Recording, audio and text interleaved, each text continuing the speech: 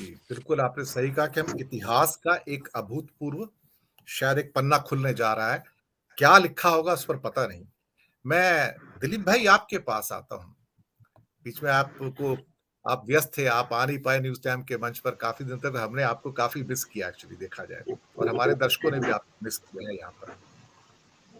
दिलीप भाई, आपने अनिल जी की बात भी सुनी है, पृष्ठभूमि मैंने दी है। ये एक टर्निंग पॉइंट है खास तौर से। तलवारें तो खिंच गई हैं। अब तलवारें खिंच गई हैं, अब ये म्यान में नहीं जाएँगी तलवारें साहब। क्योंकि अब केजरीवाल ने भी निश्चय कर लिया कि और उनका अटैक कांग्रेस पे एकदम से कम हो गया, मैं आपको बताऊँ।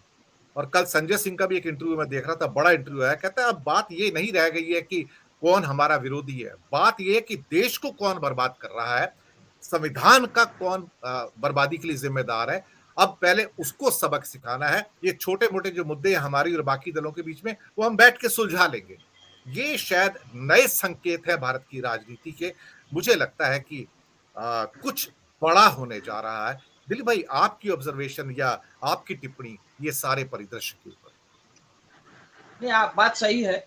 आप दोनों ने जो बात बताई, आपने इंट्रो में जो कहा, और अनिल जी ने 2-3 बात बहुत महत्वपूर्ण कही। उन्होंने जो पृष्ठभूमि दी, शुरू में नरेंद्र मोदी से टकराना नहीं है, वो उन्होंने ले 2014 के बाद डिसाइड किया था कि सीधी टक्कर उससे नहीं करनी। वो बात सही है और वो बहुत स्ट्रेटेजिकली हुआ था। लेकिन उससे पहले मैं थोड़ा सा अगर आगे जाएंगे तो गुजरात में नरेंद्र मोदी के सामने टक्कर लेने की उन्होंने कोशिश की थी, सीधा हमला किया था।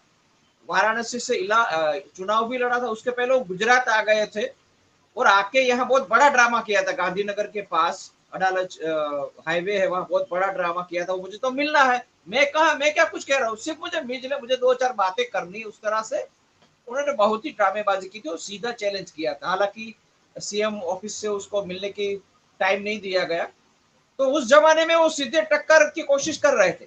लेकिन जैसे अनिल जी ने बताया, वो बहुत सूचक है। 2014 के बाद समझ में आया सीधा हमला नरेंद्र मोदी पे अभी नहीं करना है, और हिंदुत्व के मामले में हमें थोड़ा सा बच के चलना है। वो दोनों बात बहुत सटीक है, बहुत सही है। वो इस पे ही आगे बढ़े गुजरात इलेक्शन तक। गुजरात इलेक्शन में भी मुद्दा बाकी सब रखा था उन्होंने, नरेंद्र मोदी पे सीधा हमला नहीं किया था गुजरात के इलेक्शन में भी, और हिंदुत्व के मुद्दे में पड़े ही नहीं थे। जब बौद्ध दीक्षा की बात आई, उसमें वो पड़े ही नहीं। उन्होंने कोई बौद्ध दीक्षा का मामला है, वो बचाव करने की कोशिश ही नहीं की आम आदमी पार्टी ने और केजरीवाल ने। वो चुपचाप अपने जो मिनिस्टर से उसका रिजाइन ले लिया, वो चर्चा में पड़े ही नहीं। तो हिंदुत्व में भी नहीं जाना चाहते थे, नरेंद्र मोदी के सामने सीधा नहीं जाना चाहते थे।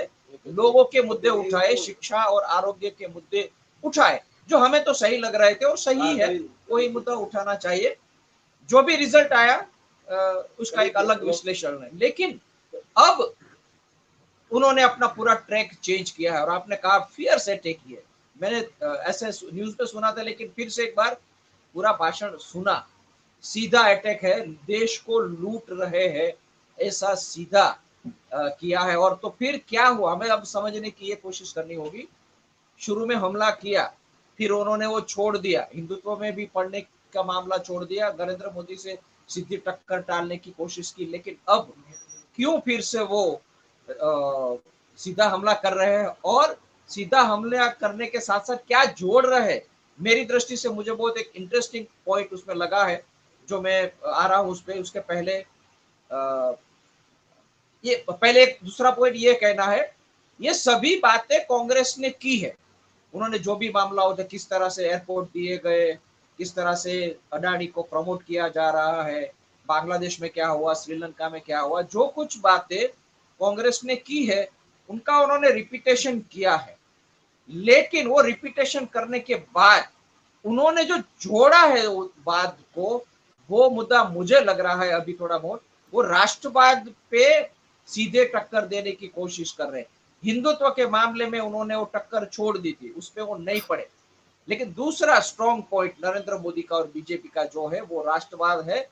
उसका सामना विपक्ष कैसा करेगा, वो सवाल हमने कई बार बार पूछा है।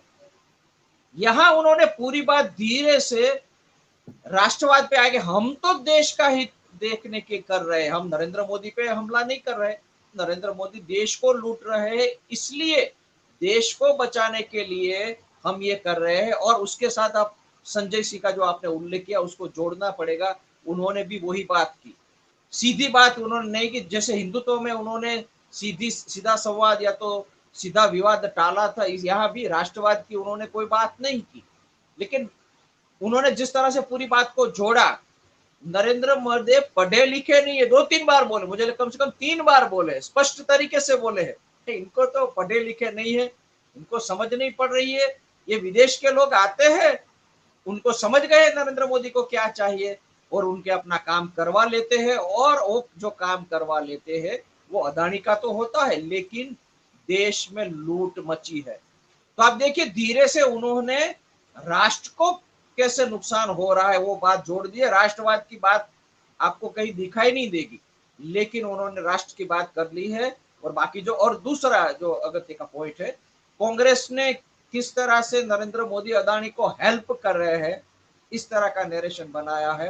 केजरीवाल ने सीधा कहा, सीधा जोड़ ही दिया, ये दोनों अलग है ही नहीं, ये दोनों अलग है ही नहीं, जो अदानी है वही मोदी है। वो जो कांग्रेस इतने स्पष्ट शब्दों में नहीं कह पाई, वो बड़े स्पष्ट शब्दों में केजरीवाल ने कह दिया है कि वो दोनों एक ही है।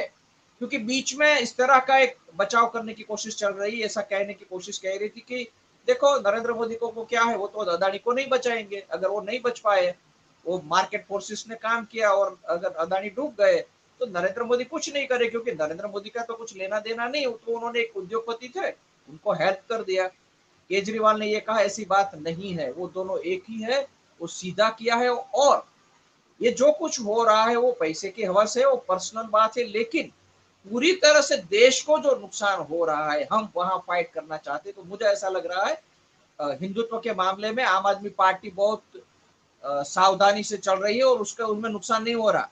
उनको एंटी हिंदू पार्टी बनाने की कोशिश भाजपा ने की, वो बिल्कुल निष्फल हुई है, वो सफल नहीं हुए। तो अब उनको वो चिंता नहीं है, हिंदुत्व के मुद्दे पे केजरीवाल आम आदमी पार्टी को चिंता नहीं है। राष्ट्रवाद में कैसे उसका सामना किया जाए, तो मुझे लगता है देश को लूट रहे हैं और इसलिए लूट रहे हैं कि उसको कोई ज्यादा पता नहीं है, तो पढ़े लिखे नहीं है वो। मुझे लगता है वो अपना जो मिडिल क्लास का एक तबका है उनको भी एड्रेस करने की कोशिश कर रही है। वो ये कह रही कि भाई देश चलाने के कुछ ढंग का आदमी चाहिए, तो ढंग का आदमी नरेंद्र मोदी के सामने कौन है? सीधे सीधा नरेंद्र केजरीवाल ही है। तो उन्होंने अपने आप को, उसको पढ़ा लिखा नहीं वो कह के खुद को उनके सामने खड़ा किया है।